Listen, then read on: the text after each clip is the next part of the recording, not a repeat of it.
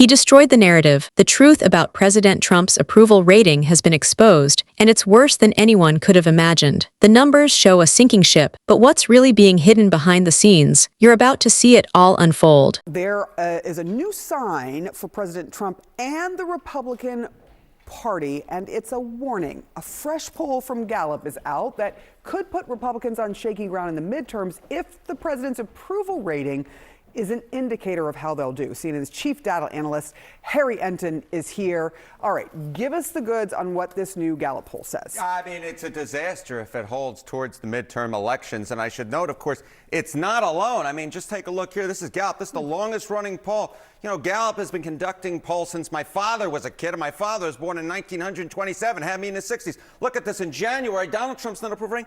Not too bad, not too great. It was at -1 point, right within the margin of error, breaking even. But look at this now. Negative 24 points, way down. We're talking about a drop of over 20 points in the wrong direction for the President of the United States. -24 points, that's a 23-point move in the incorrect direction if you're the president. And of course, what's so important here, Sarah Seidner, is it matches the trend that we've seen with other polls. That is Donald Trump hitting his low for the second term. I was doing the count last night. I think we're up to 10 polls in sort of the last 40 days, 10 different pollsters who have said that Trump is at the lowest point he is in his second term. So how does this compare to other presidents in their second term at this point in time? Yeah, okay. So, you know, this is one of these great examples where I kind of run out of room on the slide. You sure did. Yeah, I run out of room on the slide. So I just put up the Republican presidents. But look, the only one who's worse for me, either among Republicans or Democrats at this point in his second term, is Richard Nixon. And of course, Richard Nixon had to wave adios amigos goodbye less than a year after this poll was taken. He was at -36 points. Trump at -24 points. That beats, or is worse, I should say, beats in the wrong direction. George W. Bush, -19 points. His Republican Party, of course, suffered major losses in the 2006 midterm elections.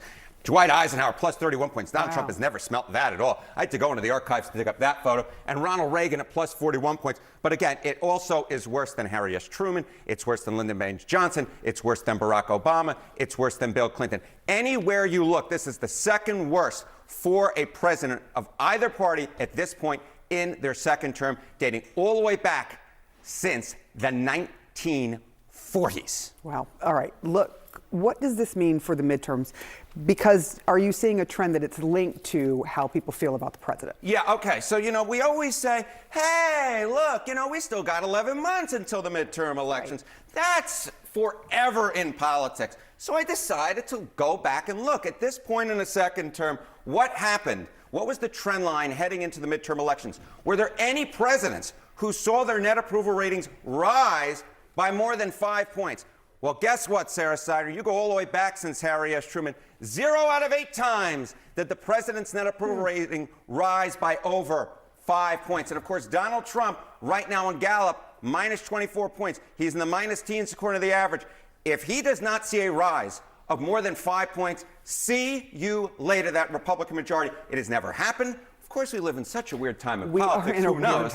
We live in a weird time, but he's going to have to break history, Sarah Seidner. All right, we will have to see, Mr. Harry Enton. We will see. The latest Gallup poll numbers are in, and they do not bode well for President Trump. The president's job approval rating has fallen to 36%, the lowest of his second term. Meanwhile, his disapproval rating rose to 60%. For comparison, Trump's all-time low was 34% at the end of his first term, following the January 6th attack on the Capitol. Gallup's latest numbers are from a poll conducted during what became the longest federal government shutdown in U.S. history. Here to break that down for us and more is our political panel. Brian Tyler Cohen is the host of the No Lie with Brian Tyler Cohen podcast, which is seen by hundreds of millions of people on his YouTube channel. And Republican strategist John Fleischman is here. You can read his work at SoDoesItMatter.com. Great writing there. Also the publisher of the Flash Report. Brian, welcome back. John, good to have you here for the first time. Thank you, sir. Great to be here. So let's start with President Trump's approval rating. What do you make of that, Brian? I think that people are recognizing the con that they've been sold. This guy swept into office amid a fury of populist promises that he would lower the cost of groceries, of eggs, of housing, of rent. And then he got into office, engaged in a trade war that sent the cost of everything surging, cut everybody's health coverage, Medicaid, ACA subsidies, food assistance. And on top of all of that, had the audacity to actually focus his attention on encrusting his Oval Office in gold, building a $350 million ballroom, buying a couple of Gulfstream jets, getting his own Qatari jet that he retrofitted to the tune of $1 billion, paid for by American taxpayers. And so, I mean, it's just... He says that one won't be, but we'll see. Your point taken. You're not a fan. Right. What do you think? I mean, and do you agree? Do you think the president's doing a good job? Well, I guess the short answer is I think the president's doing an infinitely better job than Harris would have done, not surprising from your conservative panelist. But I think that these polling numbers all need to be taken in context, because if you go back and look all the way back, Reagan, Clinton, Obama, both Bushes, Carter, Ford, Johnson, Truman, all at some point during their presidencies had polling numbers in the mid-30s. Just like Trump does. It goes up and it goes down. I will say the economy is a problem for the president, and I think that becomes the biggest issue. I think while a lot of the stuff that my panelist here has brought up are sensational, I don't think the approval numbers for the president rise or drop based on whether or not he's putting an addition on the White House.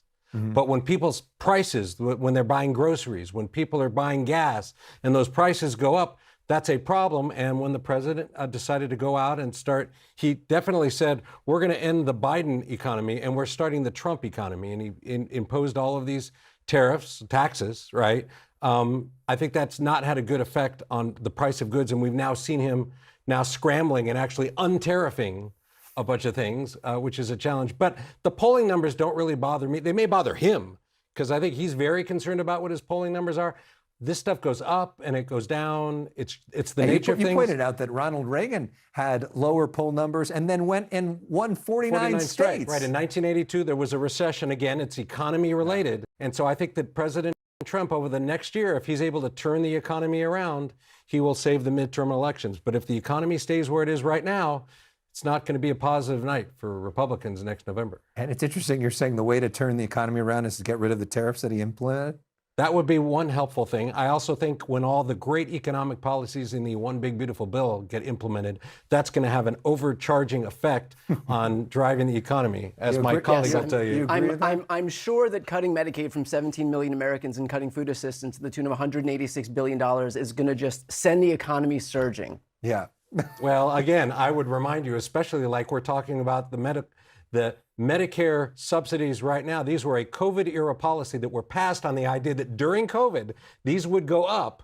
And then on a completely partisan budget rescission bill, Democrats extended the temporary cuts for another 2 years. And now everybody wants to extend them again. So the idea is that on the political left, we don't care about the budget deficit. What we care about is growing the welfare state. And giving more and more subsidies. Well, I would ask, you're a conservative. Is it conservative to blow up the deficit to the extent that they have $4 trillion over 10 years? Of course not. Of course not. Well, that's what the One Big Beautiful Bill does. Well, it was the that's biggest because the One Big Beautiful Bill did not have enough cuts in it. There needs to, if we're going to get rid of the deficit, we need to true up federal spending. But it's not about eliminating the deficit. Sure it was never about eliminating the deficit. Donald Trump, in his first term, added 25% of all debt that we have. His second term now adding another $4 trillion.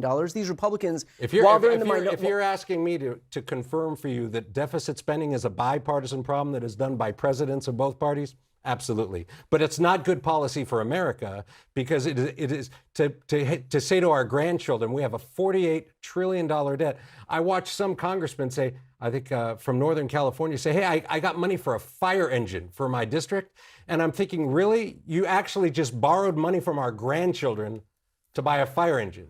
And so everything's turned around in Washington. What you just witnessed was a stunning unraveling of President Trump's approval ratings, as the Gallup poll revealed his approval has dropped to an alarming -24 points, marking his lowest point in his second term. In political terms, that's a disaster waiting to happen. For context, the Gallup poll, one of the most trusted and oldest, has now painted an undeniable picture of Trump's crumbling political capital. But this isn't just about numbers. This is about the bigger picture. This is the fallout of an administration that promised change, but delivered nothing but chaos. We need to take a step back and understand the systemic issue at play here. Trump's approval rating isn't just about one man's failure. It's a reflection of the political machinery that helped propel him to power in the first place. Let's not forget the media circus surrounding his presidency and the promises made to the American people. From cutting costs on healthcare to eliminating tariffs, the populist image he crafted began to crumble when the real consequences of his decisions hit the pockets of average Americans. These aren't just numbers on a screen, they represent people who are struggling to make ends meet. When the prices of groceries, gas, and housing skyrocketed, it was clear that the reality didn't match the promises. His administration's decisions to raise tariffs and cut social programs like Medicaid and food assistance left millions of Americans exposed, making them the true victims of his administration's failures. This is where the emotional arc begins. Anger at a system that betrayed its people. But this isn't just about the economy. It's also about accountability. As we watch this all unfold, we saw how the political system protected its own. Institutions, whether in Washington or at the highest levels of the media, continue to shield these powerful figures from the harsh light of truth. No one in Washington should be above the law, but it often feels as though they are. This is where the urgency comes in. The people are paying the price for a system that works only for the elites. And that's where the story gets even darker. The numbers are damning. The comparison to Richard Nixon's approval rating, at a staggering, draws an eerie parallel. Just like Nixon, Trump's approval has taken a nosedive, and while the media tries to downplay it, the consequences for the Republican Party in the midterms could be devastating. We can't ignore the fact that no president has ever seen a dip this bad without facing dire repercussions. Nixon was forced to resign. Will Trump face the same fate? The real scandal here is the dissonance between what was promised and what has been delivered. This isn't just about bad policy decisions, it's about a deliberate attempt to deflect responsibility. The American people deserve better. And as we reflect on these numbers, we can't ignore the pattern. This is what happens when those in power don't answer to the people. This is what happens when the people's needs are sidelined for personal gain and political power plays. Now, here's the uncomfortable truth. If President Trump doesn't manage to turn things around soon, by addressing the economy and shifting his narrative, it might be too late. The history of second-term presidents with approval ratings like his shows that they rarely recover. The question is, will this be Trump's downfall? Will the Republican Party face a reckoning in the upcoming midterms? And if they do, who will take responsibility for the collapse? What's even more alarming is how these political games affect the American people. Their livelihoods are directly tied to these decisions. Whether it's the rise in the cost of living or cuts to essential services, the consequences of these policies are felt at kitchen tables across the country. It's hard not to feel a sense of urgency here, because when you have leaders who are detached from reality, it's the people who suffer. We are on the brink of a reckoning, and it's clear that no one is exempt from facing the consequences of their actions. Here's a punchline that hits hard. The system is broken. The power structures are protecting their own interests, while the people are left to deal with the fallout. We need to hold these institutions accountable, because at the end of the day, if we don't, we risk continuing down this same destructive path. We've seen this before: politicians, regardless of party, claiming to fight for the people while their policies betray them. And now, as the polls show, Trump's approval rating is in the dumps. But it's not just about Trump. It's about a system that needs to be called out for its failure to serve the people. So, what can we do? The answer is simple: stay loud. Share this video to expose the truth. Let's make sure that the voices of the people are heard. Share this story with your friends and family. Hold these politicians accountable. We can't afford to stay silent any longer. This is a wake-up call to all of us. No one is above the Constitution. No one is immune to the consequences of their actions. It's time for a change. It's time for accountability. If you want to stay updated on the latest political developments, share this video, subscribe to the channel, and stay loud in the fight for justice. We won't back down.